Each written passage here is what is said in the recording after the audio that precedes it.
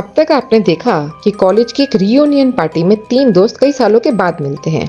वहाँ उन्हें अपने चौथे दोस्त की याद आती है जो वहाँ पे नहीं आया होता है। उसे कॉल करते हैं और उससे मिलने का प्रोग्राम बनाते हैं और उसके घर के लिए निकल जाते हैं। वो कॉलेज के दिनों को याद करके बातें कर रहे होते हैं कि तभी उनकी गाड़ी को अचानक से झटका लगता है और गाड़ी रुक जाती है। उनकी नजर सामने खड़ी एक डरावनी सी औरत पे पड़ती है जिसके आसपास चमगादड़ घूम रहे होते हैं। उन्हें अपनी आंखों पे यकीन नहीं होता। तभी उन्हें एक जोरदार चीख सुनाई देती है और देखते ही देखते चुड़ैल उनकी गाड़ी के बिल्कुल पास आ चुकी होती है। इनके हाथ पांव ठंडे पड़ जाते हैं। चुड़ैल इनकी तरफ मुड़ते मुड़ते एकदम गायब हो जाती है।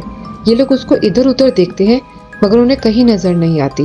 वो फौरन वहाँ से निकल जाते हैं। क्योंकि ये लोग बहुत घबराए हुए होते हैं तो ये लोग एक साथ ही रुक जाते हैं, मगर उनके दिमाग में वही चुड़ैल घूम रही होती है।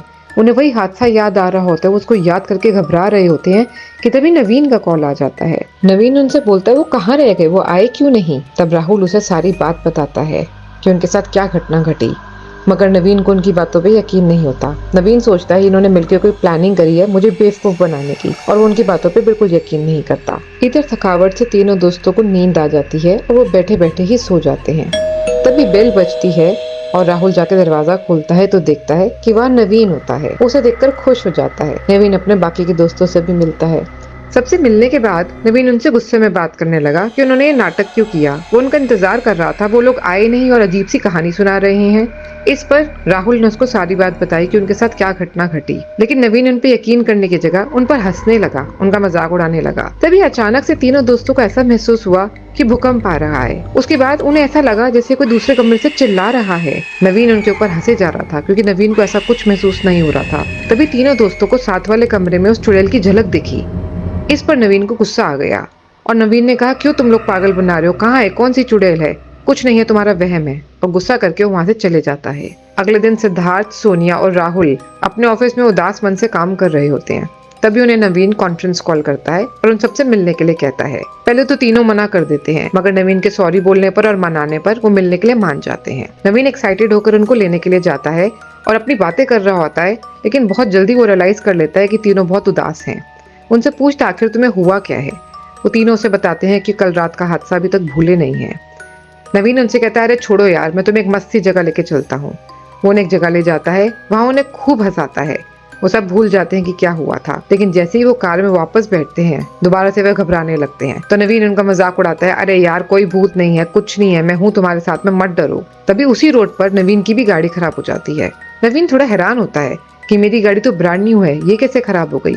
मगर दोस्तों को घबराया देख उन्हें तसल्ली देता है कि वो गाड़ी को 2 मिनट में ही ठीक कर देगा और वो बाहर निकल जाता है।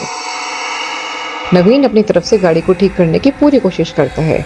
अपनी कोशिशों के बाद जब वो गाड़ी को स्टार्ट करता है तो गाड़ी स्टार्ट नहीं होती। वो दोबारा कोशिश करता है पर दोबारा भी स्टार्ट नहीं होती। जब तीसरी बार स्टार्ट करने की कोशिश करता है तभी उसे एक अजीब से एहसास होता है। वो इधर उधर देखने लगता है। तभी एक जोरदार चीख उन सबके कानों में आती है और एकदम से गाड़ी के सामने बहुत सारे चमगादड़ आ जाते हैं। उन्हें कुछ समझ नहीं आ रहा होता, तभी एक भयानक सा चेहरा उनकी गाड़ी के सामने आ जाता है।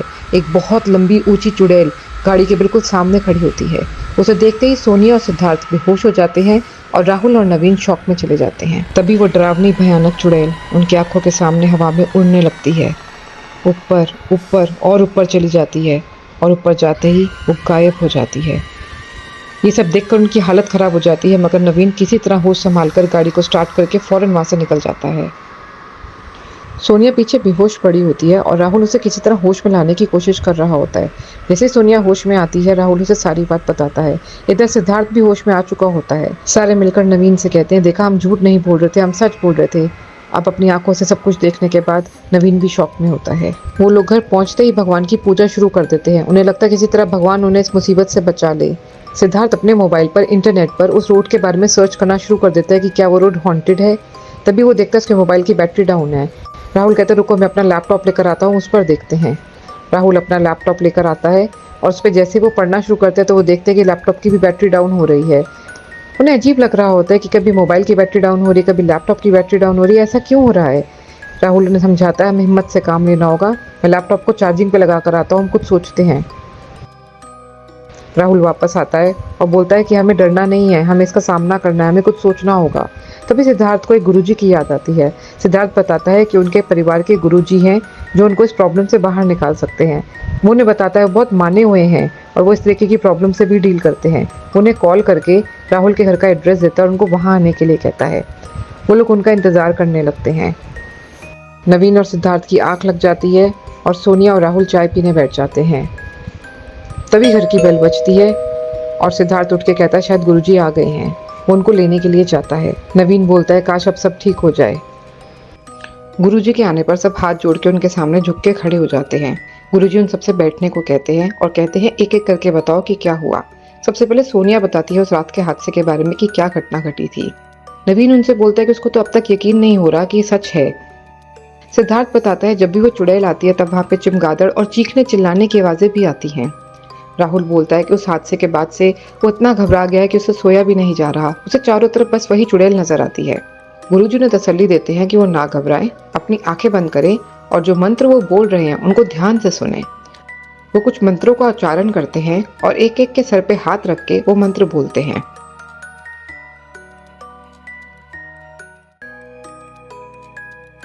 मंत्र बोलने के बाद वो जमीन पर बैठ के भगवान की पूजा करने लगते हैं और फिर वो उनसे बोलते हैं वो आंखें खोल लें। गुरुजी उन्हें कहते हैं कि अब वो सब सुरक्षित है। उन्होंने उनके चारों तरफ एक सुरक्षा घेरा बना दिया है। अब वो चुड़ैल उनका कुछ नहीं बिगाड़ पाएगी और अब उन्हें इस बारे में बिल्कुल डरना नहीं और चिंता नहीं करनी है। ये सब उनके पैरों में बैठ के धन्यवाद करते हैं और गुरुजी वहाँ से जाने लगते हैं। ये भी उन्हें बाहर तक छोड़ने के लिए आते हैं।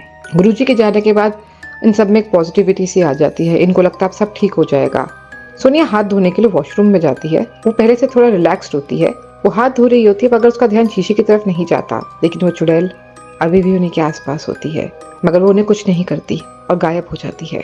इधर नवीन सिद्धार्थ से माफी मांगता है कि उसने किसी की बात पे विश्वास नहीं करा मगर सिद्धार्थ उसका दिल बड़ा करता है कि इसमें उसका कोई कसूर नहीं है। वो दोनों कमरे की तरफ चलते हैं और सिद्धार्थ राहुल से कहता है आ राहुल तुझे तेरी फेवरेट डिश खिलाता हूँ अपने हाथों से बनाकर। चारों डाइनिंग एरिया में बैठ जाते हैं और सिद्धार्थ उनके लिए कुछ बनाना शुरू कर देता है और उन्हें बोलता है आओ आज तो मैं अपने हाथ का लजीज खाना बनाता हूँ जिसको खा खा के मैं मोटा हो चुका हूँ। हंसी मजाक शुरू हो जाता है। तभी सोनिया कहती है अरे याद है वो गोवा का ट्रिप जो हमेशा प्लान किया करते थे। हर साल कॉलेज में बोलते थे कि गोवा जाएंगे मगर कभी नहीं गए। तो राहुल इस पर बोला तो अभी चल पड़ते हैं, इसमें हर्जी क्या है। तो नवीन बोला हाँ सोचा जा सकता है। सिद्धार्थ बोला मैं इन हूँ, मैं चल रहा हूँ। और एकदम से इनका प्रोग्राम बन जाता है और राहुल खुशी से झूम उठता है और कहता है वाह फाइनली 6 साल के बाद गोवा जाने का प्रोग्राम बन ही गया। अगले ही दिन की फ्लाइट लेके ये लोग गोवा पहुंच जाते हैं। होटल में चेक इन करके ये लोग अपने अपने रूम में चले जाते हैं। सोनिया अपने घर पे बात करने लगती है कि वो ठीक से पहुंच गई है जबकि सिद्धार्थ और राहुल कुछ देर के लिए सो जाते हैं और नवीन अपने कमरे में म्यूजिक एंजॉय करने लगता है। क्या सुरक्षा कवच सच में काम करेगा? क्या वो चुड़ैल सच में इनका पीछा छोड़ देगी? क्या कनेक्शन है इन 4 दोस्तों और उस चुड़ैल का? क्यों वो उन्हीं को बार बार दिख रही है? क्या वो गोवा में भी इनको मिलेगी? जानने के लिए चैनल को सब्सक्राइब करें और नेक्स्ट पार्ट का वेट करें।